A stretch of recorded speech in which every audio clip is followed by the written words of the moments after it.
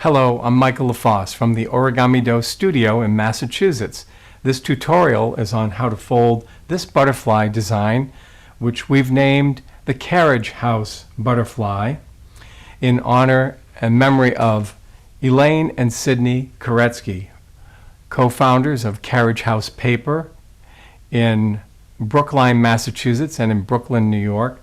They were world-famous travelers doing research on hand papermaking techniques through many different countries, and they were papermakers themselves. This butterfly is making its debut, and we're delighted that it's traveling around the world by virtue of the Origami World Marathon. And so as Elaine and Sidney traveled around the world, we're delighted that this debut is doing the same. So let's learn how to fold the Carriage House butterfly. You'll notice, of course, this is a two-colored butterfly, but I'd like for you to pay close attention to these turned over edges and the sweeping curves that they form. This technique I use occasionally in my butterfly designs, and it's most effectively used here. This little turned over edge will behave best for you if you have the paper's grain running into the edge. And I'm going to have to first talk to you about finding the direction of the grain in your paper so that you can accomplish that. I've printed lines on this sheet of paper to show the direction of the grain. And how did I find it? Well, if you take a square of paper and you fold gently this way against the grain, it'll feel fairly resistant. But then when you switch like this and you're folding with the grain, it's very easy. Or maybe you start this way and then you do this and you say, aha, that's the grain is running that way. So once you've determined the direction of the grain, you will be able to orient your paper for folding. So you say, well, why is that so important? You want to have your paper model fold so that the grain runs into the raw edge where the turnover will happen on these wings. See how the grain is indicated running right into the edge? There's a good reason to do this on purpose. Here's a square of paper, and I don't know which way the grain is running on it. But I'll be able to find out pretty quickly if I try to fold those little edges. I'll grab one edge and just turn the edge over and try to make that little lunule, Now, right away, I can see that this is making me want to go longer than I would like. That means the grain is running this way. It wants me to run with it. See how it's carrying me? But now when I take the adjacent edge, and then I'm now realizing the grain is running this way, when I grab that edge and lift it over, it lets me make a good control over it. You see, it doesn't want to make me run with it. The grain is running this way. If you think of your fingers spreading and splaying, that's what's happening here. The paper is allowing itself to stretch. Again, if you try to do that with the grain, it's really going to take you for a long ride. You'll have a hard time controlling that. But when you're folding against the grain, you can make that shape control very well. So for this butterfly, which is two colors, there's a major color and a minor color. And here I'm going to use this brown and white paper to represent the major color and the minor color. Begin with the major color facing up. And make sure the grain is running straight up and down this way. Bottom edge to top. I'm folding against the grain. This is cutting across the grain. It's going this way. I know that in the end, the grain will run the correct way for this model. If I begin with that first fold just like that. Unfold. Now, diagonal, corner to corner.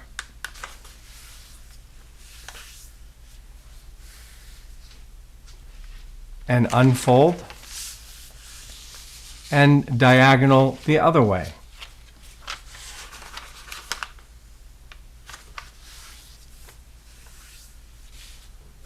And unfold. On those first three folds, the major color was facing up. Now for this fourth fold, have the minor color facing up. And notice this crease that exists. It's vertical up the center. Bottom edge to top. We're putting in a brand new fold. Here's our folded edge. Flip the paper so that the folded edge becomes the top edge. Take the bottom edge of the top layer and bring it up to the top edge, but don't fold all the way. Just put a good sharp pinch mark right there. Here's our first pinch mark. Take that same edge, bring it up to the pinch mark, and make a new pinch mark. Take the lower pinch mark and put it exactly upon the upper pinch mark.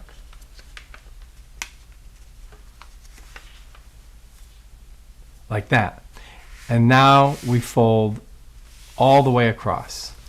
Take the edge of the lower layer, lift it up, and bring that layer upon the folded edge that's there. And yes, it's okay if a little bit of exposure shows from the layer below. Unfold those layers. Here we have our full-length crease. Take the corner from the top layer and fold it edgewise to the full-length crease. We'll do the same thing over here.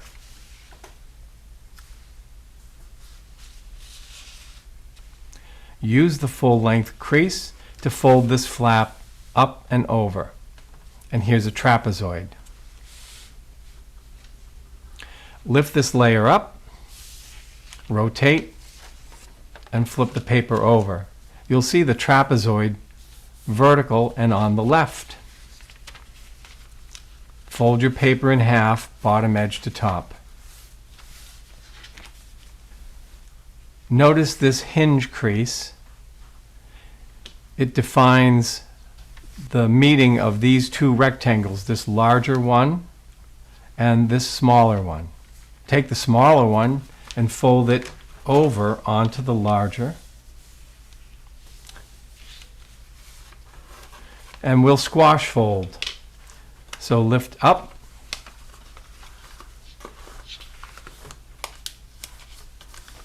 and squash symmetrically like this, aligning the crease with the folded edge. Turn the paper over to the other side.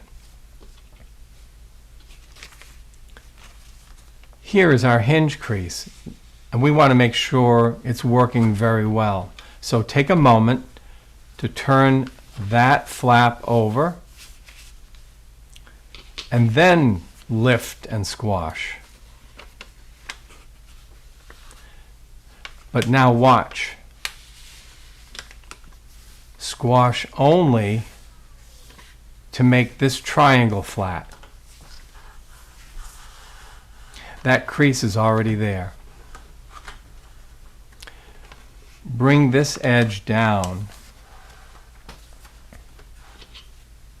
and notice the crease that runs down the middle of this top layer.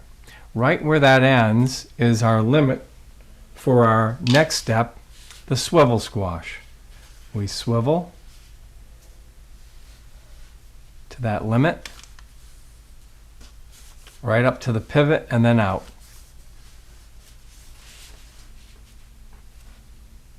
Let's do the same thing on the other side.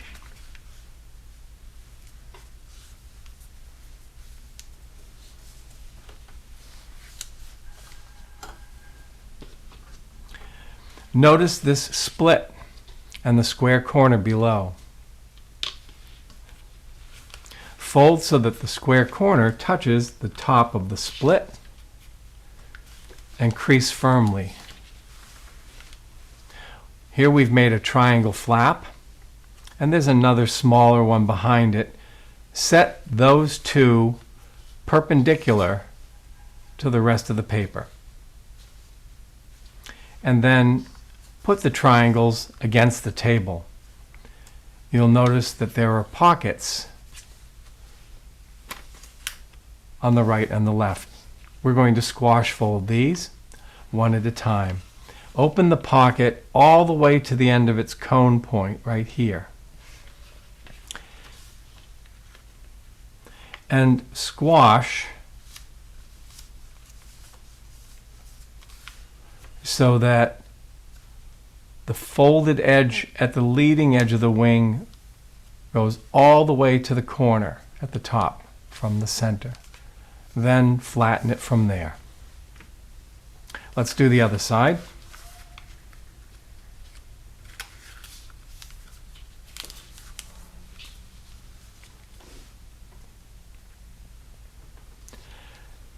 Next, notice this flap. There's a limit here and one at this corner. Fold the flap over, point to point, right like that. We'll do the same thing on the other wing.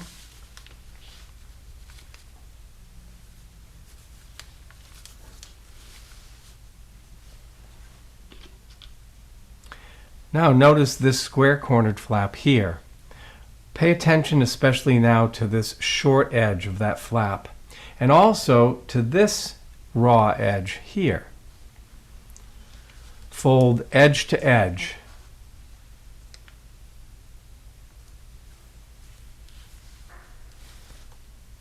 And the same thing on the other side.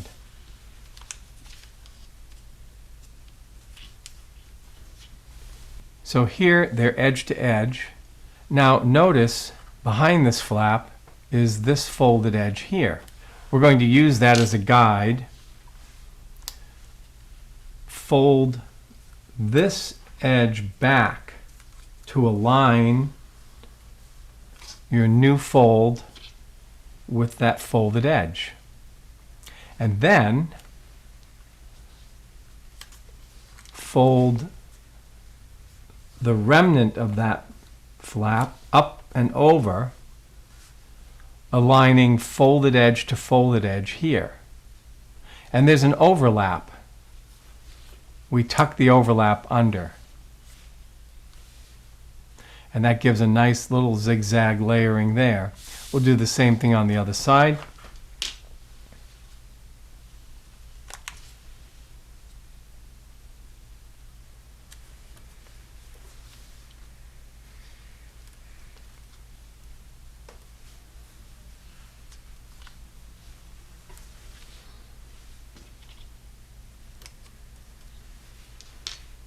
Like that. Now, let's take a look at this triangle. There's one short raw edge here, but there are two long folded edges. Take the top folded edge and fold it down to align with the bottom folded edge, like that. So it's edge to edge. The same thing on the other side. If you prefer fold away from you, it really is more comfortable. You can also perhaps even see what you're doing more easily. Good sharp creases. Now we have to rearrange these layers. So we begin by unfolding this flap. And then we open this pocket, beginning with the largest valley crease at the bottom. We put the layering over on top. This one naturally wants to come down. And now we have to reverse these two. This valley must become a mountain, and this mountain must become a valley. This one is easiest. Simply fold this flap over and back Now it's a valley. And the other one, which has to become a mountain, you can get in from behind with a tool or with your finger so that it can work like this and flatten. So now we have our zigzag layering for the top layers. Let's do the same thing on the other side.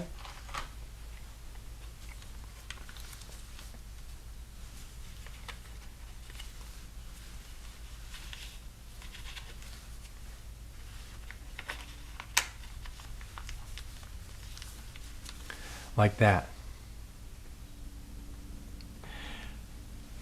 Now let's make those curved edges.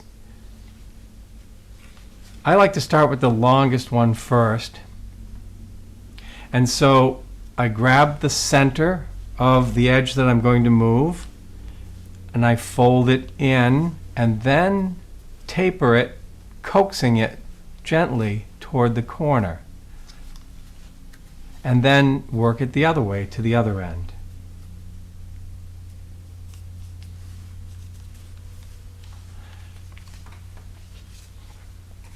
Because my grain is running into the edge that's being turned over, it behaves beautifully. And these short ones will work the same way. They have that short edge property as well. Now some papers will fold more easily than others. You can experiment. And there are papers that don't have a grain that's quite so pronounced.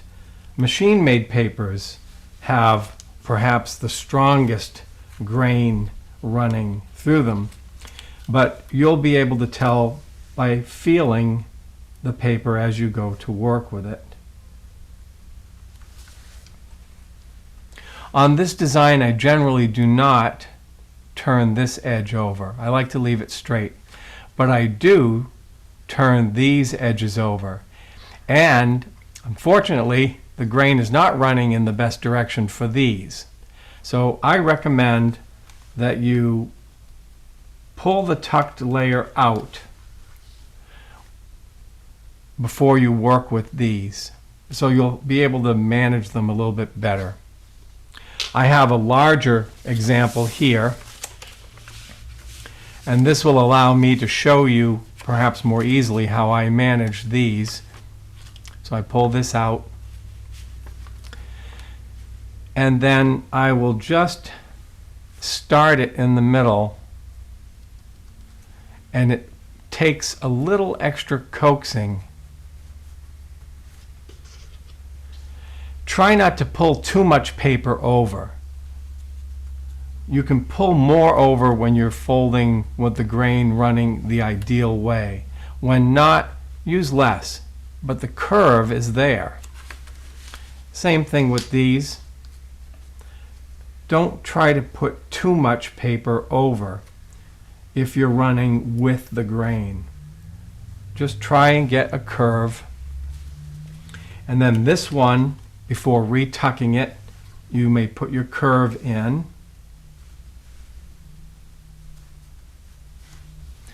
And then reinstall the tuck. And there you can see, by contrast of the straight edges, these, though they're not as curvy, they have graceful curves. In the finished model, you can see this nice lyrical little crescent work here. So once you've installed all your curves on your wings, then you can finish the butterfly by making the head, thorax, and body. I'm going to teach you how to do that now, because you can even put these curves in after. So let's go back to this model. I haven't done all the curving. That's not a problem. We're going to go ahead and work with the head, the thorax, and the abdomen. Begin by lifting the paper up and putting a mountain fold straight through the head, thorax, and abdomen, like this. And now that we have a folded edge, we can pinch and swivel See how I'm turning that over? I'd like to take the end of the abdomen and make it touch somewhere on the outer edge of the hind wing. And I don't want the fold that I'm making to go all the way to the head corner. I want it to be off, like a little stair step. So here's the angle. The corner is touching here, and I've got the stair step, and now I flatten. Bring the other wing set up to match the position of the ones above, and fold. And now we can open and we see this.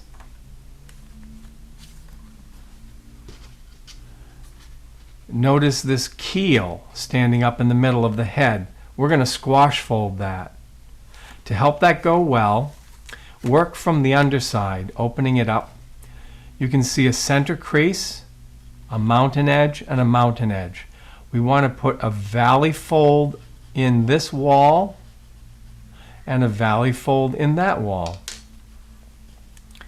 You may fold directly like this, just a little pinch.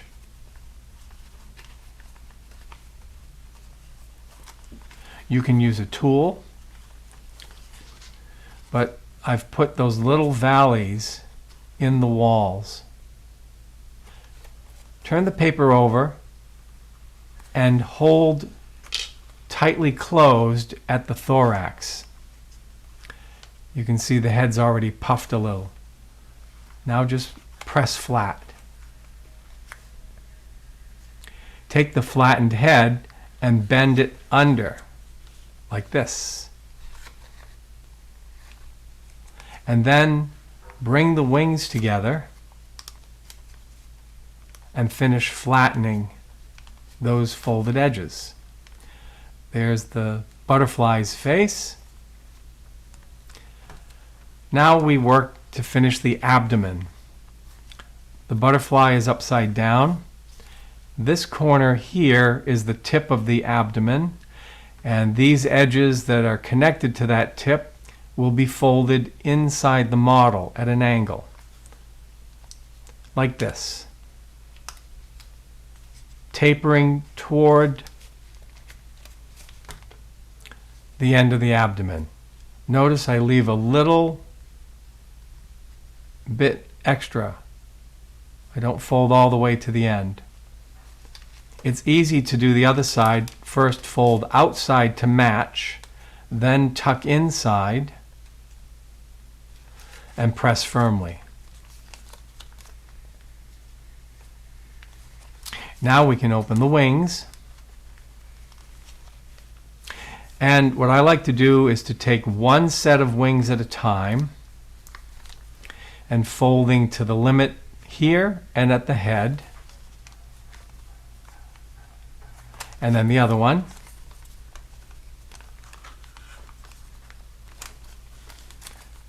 And make them symmetrical.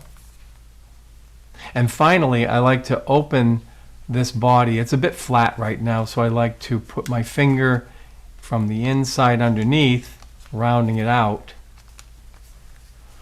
like that. So there's the head, the thorax, and the abdomen, and the wings. And here's, of course, the finished one. By the way, this specimen was folded from origami dough paper, handmade at our studio by Richard Alexander. We hope you've enjoyed this lesson and learned something about the grain of paper. And also, again, we're delighted that this butterfly is making its debut through the Origami World Marathon. Thank you again for watching.